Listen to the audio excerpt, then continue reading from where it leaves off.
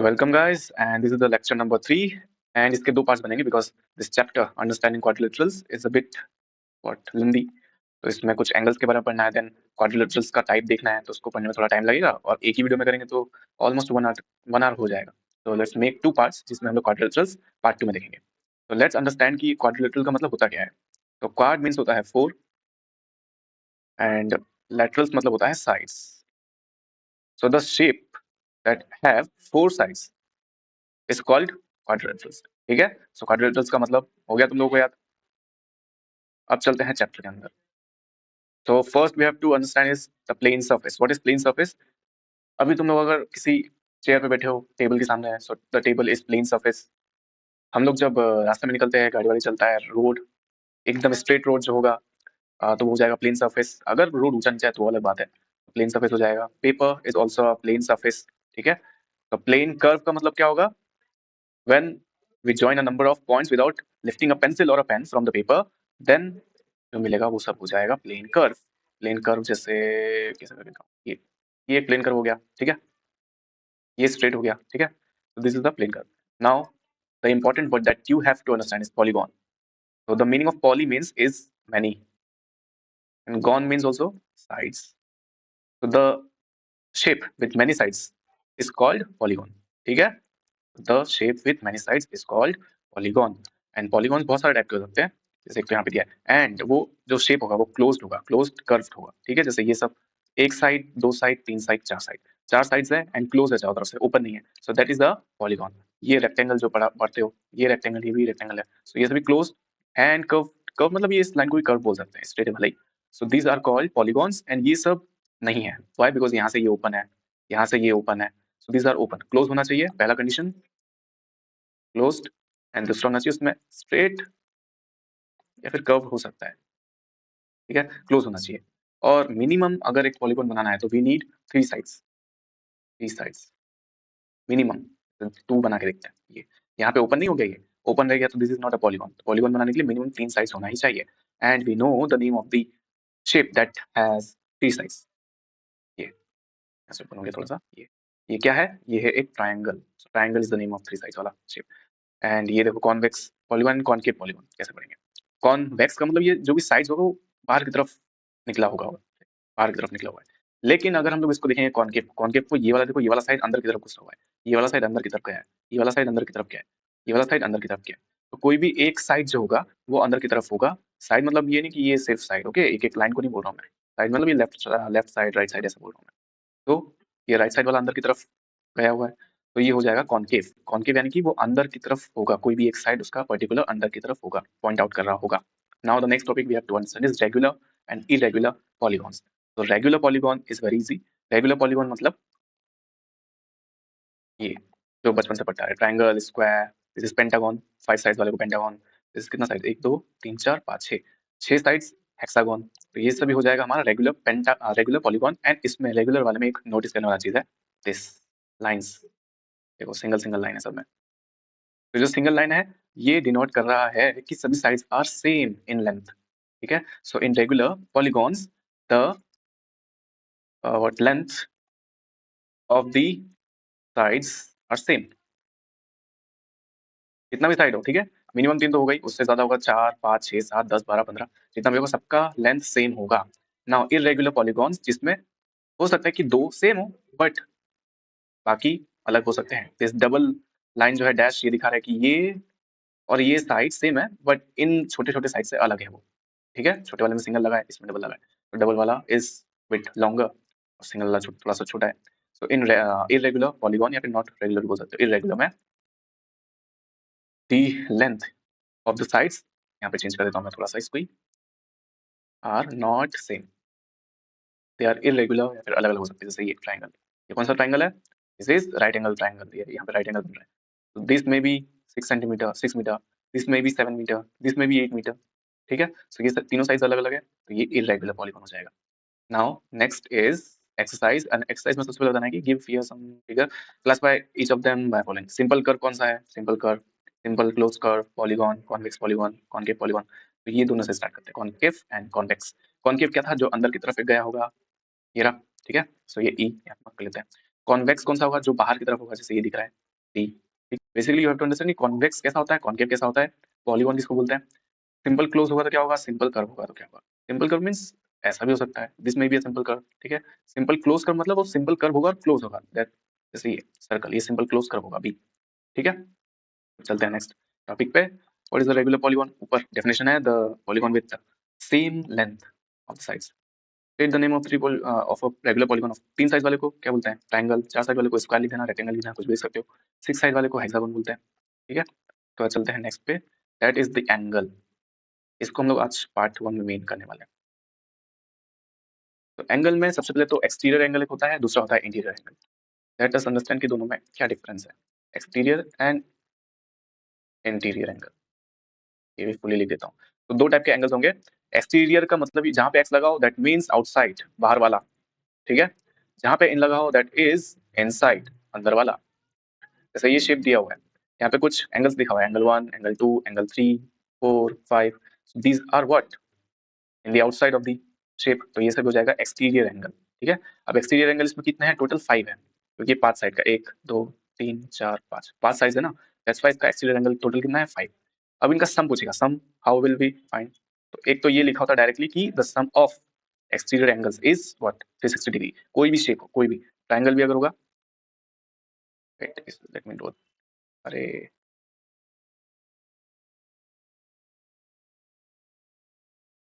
ये एक एंगल हो जाएगा, ये एक एंगल हो जाएगा, ये एक एंगल हो जाएगा। This are the exterior angle. तो यहाँ पे तीन एंगल है, एंगल 1 2 3, एंड अगर इन तीनों का सम निकालेंगे that will be what, 360 degree, ठीक है। सो कोई भी शेप हो, डजंट मैटर, उसका एक्सटीरियर एंगल हमेशा 360 डिग्री होगा। How, now assume that you are standing here at the A point, और यहाँ पे हम लोग खड़े हैं and we move to B. B पे जाने के बाद we take a turn and C पे गए, सी पे जाने के बाद डी पे गए वापस टर्न लेके, देन उसी तरह ई पे आ गए, देन ई से वापस ए पे आ गए। तो ई ए पे थे, यहाँ से घूम फिर के वापस यहाँ पे आ गए। नाउ दिस रिप्रेजेंट्स कि हमने एक पूरा कंप्लीट टर्न कर लिया है। एंड कंप्लीट टर्न यानी कि एक पूरा सर्कल, और सर्कल का बेसिक तो पता ही होगा, सर्कल का टोटल एंगल कितना होता है सर्कल का, या फिर कंप्लीट एंगल पढ़ा होगा छोटी क्लास में, कंप्लीट एंगल था। तो complete angle is what, 360 degree, that's why the sum of exterior angle, all the exterior angle is 360 degree. So this is important, इसको हाईलाइट कर लेना, यहाँ पे इसको हाईलाइट करना कि sum of exterior angle is equal to what, 360 degree. ये हो गया। उसके बाद चलते हैं, एक एग्जांपल भी लेके दिखाया, जैसे ये x है, पता नहीं कितना है, this is 90, this is 50, this is 110। Now according to the theorem, या फिर जो हमने पढ़ा अभी, उससे क्या होता है कि इस एंगल को लेंगे, x वाले को 90 के साथ ऐड करेंगे, देन 50 के साथ ऐड करेंगे, देन 110 ऐड करेंगे, इन चारों को ऐड करके, देखो चारों को ऐड किया उसने, चारों को ऐड करके कितना बनना चाहिए, 360 बनना चाहिए, because these are the exterior angle, उसका सम 360 होता है। अब उसने x वाले को छोड़ दिया as it is, because x का वैल्यू नहीं पता, बाकी सबको उसने ऐड कर लिया है, because these are the constants. Add करने के बाद 250 बन गया, 250 से फिर 50 को इस तरफ लाएंगे तो 360 को क्या करेगा, सब्ट्रैक्ट हो जाएगा, सब्ट्रैक्ट हो जाएगा, सब्ट्रैक्ट होके we will get 110। So the value of x will be what, 110। तो ऐसा क्वेश्चन आएगा। These are the very easiest question in the chapter, ये सब निकालने वाला। अब हमने एक्सटीरियर एंगल देख लिया, इंटीरियर एंगल देख लेते हैं। पे तो ये जो ए ये सब लिखा हुआ है, these are the interior angles, these are the interior angles. Why, because ये सभी एंगल्स इस शेप के अंदर की तरफ है, ठीक है, इनसाइड में, that's why these are the interior angles. Interior angles निकालने का, सम निकालने का थोड़ा सा एक फॉर्मूला होता है, वो मैं यहाँ पे कहाँ बताऊँ, यहीं पे बताता हूँ,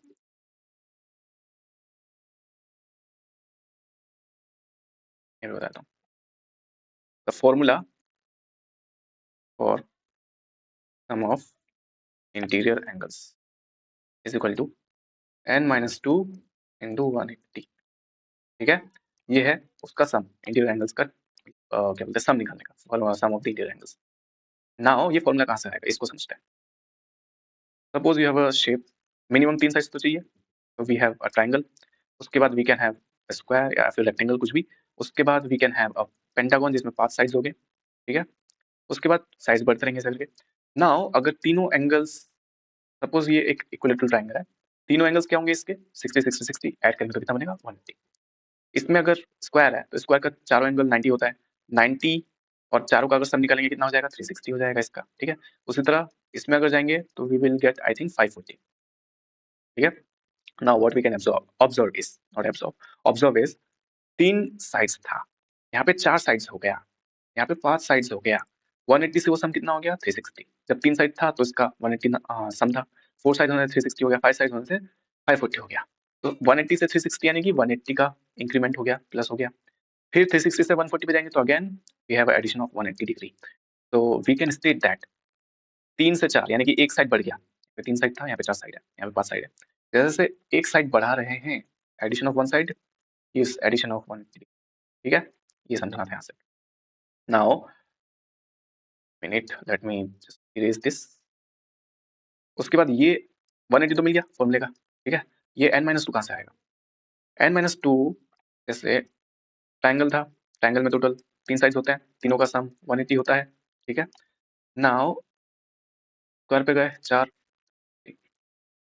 नाउ यहाँ पे एक ट्रायंगल है, 3 साइड्स था, ठीक है। स्क्वायर है, अगर इस पॉइंट को पकड़े स्क्वायर का, तो यहाँ से एक डायगोनल बना देंगे। कितना ट्रायंगल्स मिल गया? यहाँ पे एक, यहाँ पे एक, 2 ट्रायंगल्स मिल गए, okay. Now how can we get 1 if we have 3 sides? 3 minus 2 करके we get 1 triangle. How can we get 2 if we have 4 sides? 4 minus 2 करके we can get 2. So that's how ये जो 3 4 ये क्या है? Number of sides है. So n is the number of side, n minus 2 करेंगे, so we get the number of triangles. Cancel, ठीक है। उसी तरह अगर 5 साइड में जाओगे, 5 साइड यहाँ बनाया तो 1 2 3 4 5, ये कॉर्नर है, यहाँ से एक बना सकते हो, यहाँ से बना सकते हो, और कुछ बचा क्या कॉर्नर इससे? तो यहाँ तक, यहाँ से इस कॉर्नर पर पकड़े तो ऐसा बनेगा नहीं। 1 2 3, 3 मिल गया, 3 ट्रायंगल्स है यहाँ पे, ठीक है। How can we get 3 if we have 5 sides? 5 minus 2, देखो ये n minus 2 करके we got 3।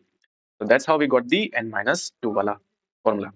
n minus 2 multiply 180, 180 क्यों? बिकॉज एक साइड बढ़ाते जा रहे तो 180 होता है, या फिर डायरेक्टली अगर याद रखना चाहते हो तो याद कर लो कि ट्रायंगल का टोटल सम 180 होता है। n minus 2 से हम एक क्या बोलते हैं, नंबर ऑफ ट्रायंगल निकाल सकते हैं किसी भी शेप का। n minus 2 मल्टीप्लाई 180 से करने से we get the what, sum of the interior angles. यहाँ पे मैं हाईलाइट कर देता हूँ, ये एंड ये फॉर्मूला है, ठीक है, अच्छे से याद करना पड़ेगा। Now we have the formula of what, interior angles का ही फॉर्मूला है एंड एक्सटीरियर एंगल का भी फॉर्मूला है। फॉर्मूला व्हाट, वो तो सही है, 360 होता है सबका। Now let's go to the questions. Question है यहाँ पे, है 3.2 क्वेश्चन नंबर 1। इसमें दिया हुआ है x 125 125।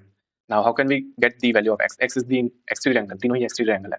एक्सटीरियर एंगल कितना बनना चाहिए? टोटल 360 बनना चाहिए। ये दोनों कितना बना रहे हैं? टोटल मिलके 250 बना रहे हैं, ठीक है। बच गया ये, तो बाकी का जो है वो x बनाएगा। तो बाकी का निकालने के लिए, रिमेनिंग निकालने के लिए we will subtract 250 from 360, will get 110। So the x का वैल्यू विल बी 110। उसी तरह इसका निकालना, और ये बॉक्स का मतलब पता है ना 90, ये भी 90।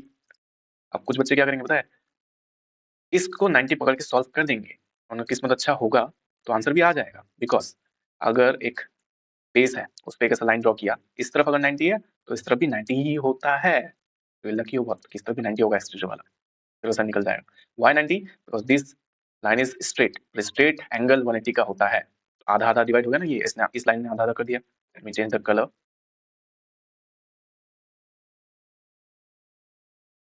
तो ये लाइन ने क्या कर दिया, इस पार्ट को और इस पार्ट को आधा आधा कर दिया था। पहले ये साथ में था, जब ये क्या बोलते हैं स्ट्रेट एंगल था, आधा आधा कर दिया, that's why we get 90 and 90 90। तो यहाँ पे भी इस तरफ भी 90 होगा, एक बॉक्स होगा इस तरफ का, ठीक है। Now let's move the next question. Find the measure of each.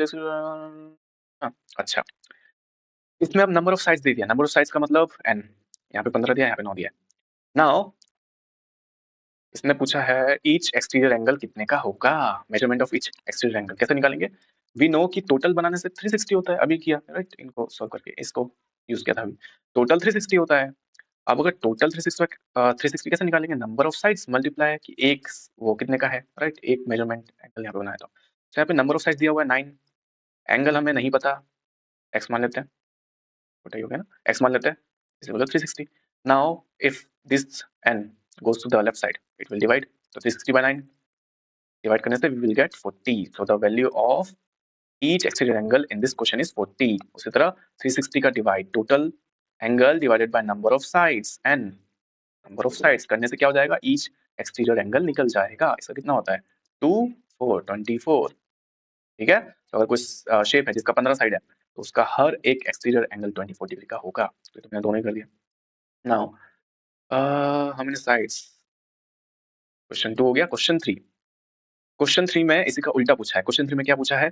Question 3 में पूछा है कि हाउ मेनी साइड्स, यहाँ पे साइड दिया था, यहाँ पे साइड पूछा है जिसका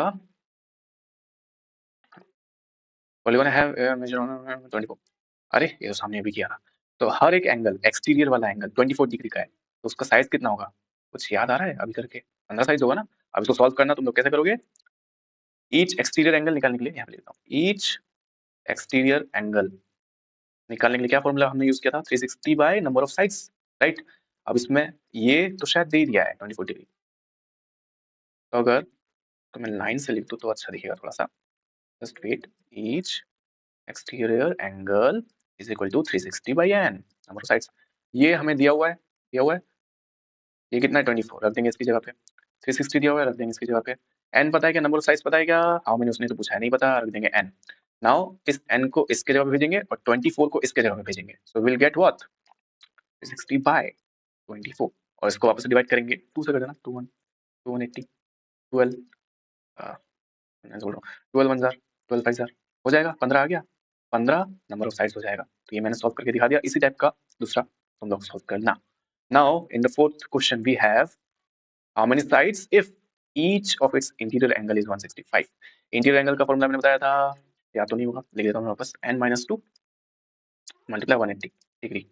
ये था total sum of each, total sum of interior angles, यानी कि टोटल सम यानी कि कुछ साइड्स होगा उसका हम लोग क्या एक एक इंटीरियर एंगल होगा दिया हुआ।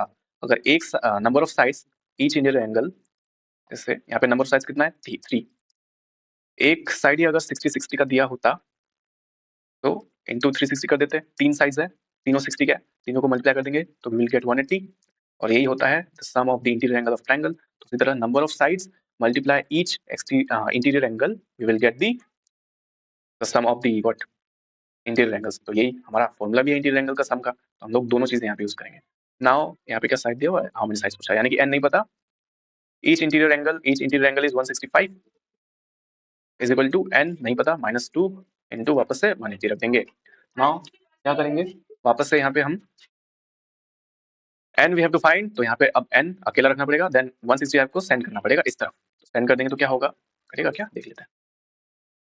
डिवाइड बाय 165, एंड डिवाइड करने से वी कैन डिवाइड बाय 5, 5 3 15, 5 3 15, 5 3 15, 5 6 3 से काट सकते 3 11 3 1 2 12, so we will get n is equal to n minus 2 and 12 by 11। नाउ इस 11 को फिर से इधर भेज दो तो it will multiply with n, 11n is equal to, ये 12 डिस्ट्रीब्यूटिव प्रॉपर्टी लगाएगा तो 12n minus 12 2 24। ओके, नाउ क्या करेंगे? 12 बड़ा है ना 12n, तो उसको अपनी जगह पे रखो, 11n को लेके आओ। ये जो फर्स्ट चैप्टर या नहीं फर्स्ट चैप्टर नहीं, सेकंड चैप्टर में हमने सीखा, सेकंड चैप्टर रिवाइज का तो अच्छे से याद होगा कैसे करते हैं। तो इसको इस चीज को मैं थोड़ा साफ जगह पे यहाँ पे कर देता हूँ। 11n is equal to 12n minus का 24, 12n को यहीं पे रखेंगे, 11n को लेके आएंगे और 11n आ जाएगा तो यहाँ पे 24 को उसके जगह भेज देंगे, रिप्लेस कर देंगे। तो 24 इस तरफ आएगा, पॉजिटिव होगा, 12n माइनस 11n, 12 में से 11 जाता है, एक बचता है, एक लिखने का जरूरत नहीं होता है, तो we will get n is equal to 24। So if the question, if the each interior angle is 165 then the number of sides will be 24। कैसे किया ये सब यहाँ पे अभी सॉल्यूशन किया हम लोगों ने, ठीक है। नाउ 5 and 6 इज होमवर्क, तुम लोग करोगे। 5 6 में हाईलाइट कर देता हूँ ताकि होमवर्क याद रहे क्या है।